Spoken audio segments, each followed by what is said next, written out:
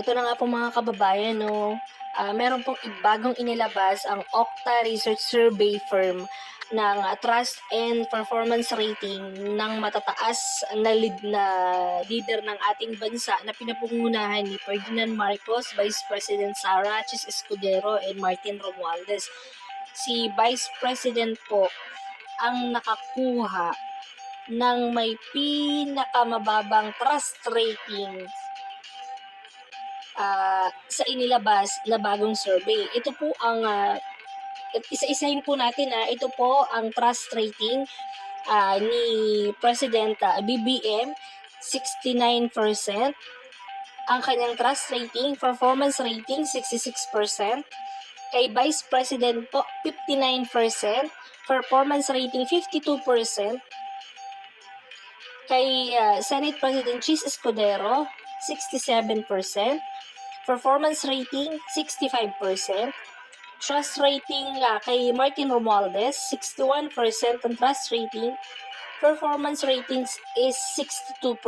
Ito nga po mga kababayan, ito po ay ginawa noong na may petsang September 4 to September 2024.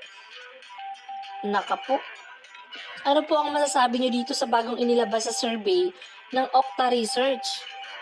Ito po ba ay may katotohanan?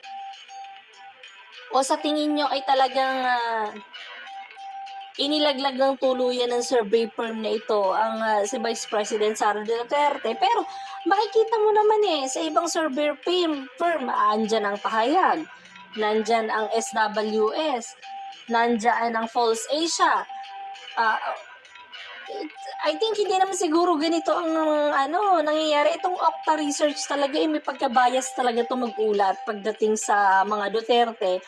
Dahil ito ay sa tingin natin nakapanig sa mga sa administrasyon ngayon no? Kasi talagang inilagapak niya talaga ng gusto si Vice President. Kung susumahin mo, siya yung pinakakuha na may pinakamababa sa lahat. Bagsak ang trust, bagsak ang performance. Halos lahat, si Marcos, si Escudero at si Romualdez ay nakakuha lahat ng line of 6 ng trust and performance. Kung mapapansin mo dito, si Vice President Sara Duterte lang ang nakakuha ng line of 5 sa trust and performance rating. Matindi, no? Ano sa tingin niyo mga kababayan?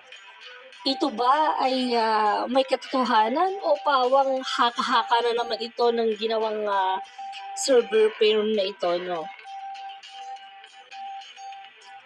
Ito po ay ang mga kasagot pa rin po dito is palagi po natin ibinibigay ang mga kasagutan sa taong bayan. Nakikita naman po nila kung sino ang may puso at may malasakit na nagtatrabaho at nagtatrabaho sa ating bansa. Ay sa ngayon mas tignan natin kung sino ba ang may nagagawa, no? Kung sino ang may naiaambag, kung may naitutulong sa ating bansa.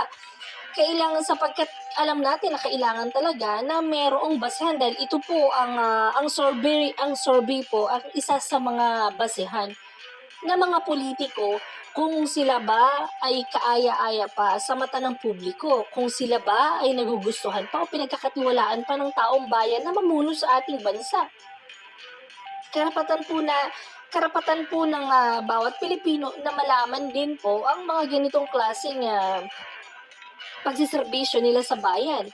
Pero ano pa man po ang lumabas na resulta, dapat po ay mamulat din po ang mga Pilipino na maging mapanuri sa mga tinitignan nila at sa mga nakikita nilang pagsusurvey ng mga company na ito, kung saan po ba sila mas tiwala. Dito po ba sila tiwala sa False Asia? Dito po ba sila tiwala sa SWS? Dito po ba sila tiwala sa Okta Research at sa Tanghiri?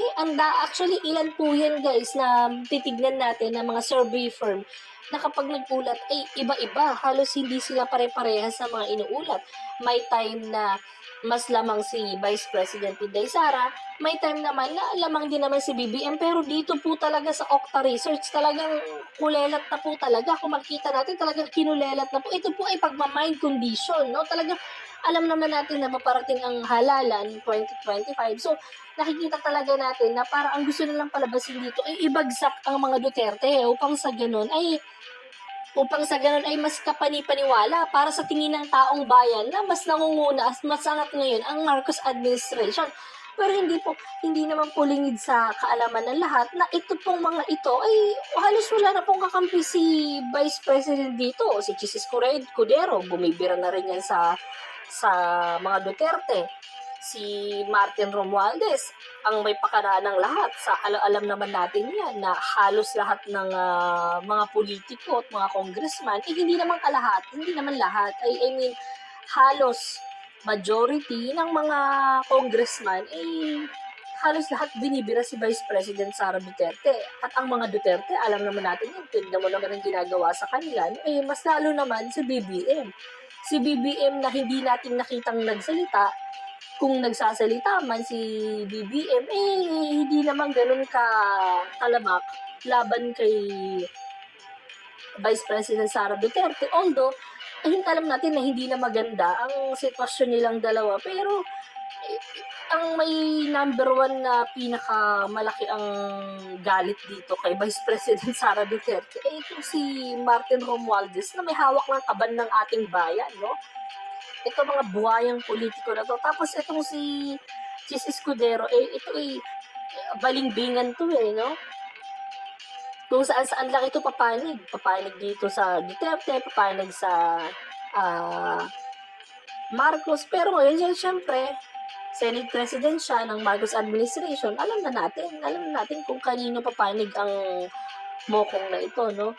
Pero sige lang po, may awa po ang Diyos na may himalang mangyayari sa mga susunod na mga panahon. Alam naman natin yan na mga Duterte pa rin ang may pinaka mapagkakatiwalaan na nagsisilbi. At kita mo ang pamumuhay ng mga ito, no? Hindi nagiging magarbo. Simple ang pamumuhay. Tumutulong sa bayan, nararamdaman ng taong bayan. Kayo po ang humusga mga kababayan kung ano po ang masasabi nyo dito sa paglilingkod ng mga ito. Kung sa tingin nyo ba ay kaaya-aya pang bigyan ng gradong trust rating na 69% si BBM? Sa tingin nyo po ba ay katiwa-tiwala pang bigyan ng trust rating performance si Escudero na may 67%? At si Martin Romualdez na bigyan ng trust rating ng 61% compare kay Vice President Inday Sara na 59% na alam natin nagsisilbi at sinisiraan lamang sa mata ng publiko? Kayo po mga kababayan, ano po sa tingin nyo ang karapat dapat? Ito po ba ay okay?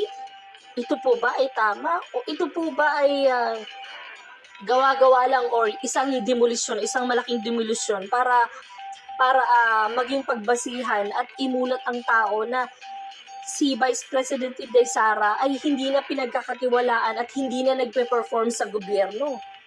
Ano po ang masasabi niyo rito mga kapatid? Kayo po ang bahalang humusga at magkomento sa video ito.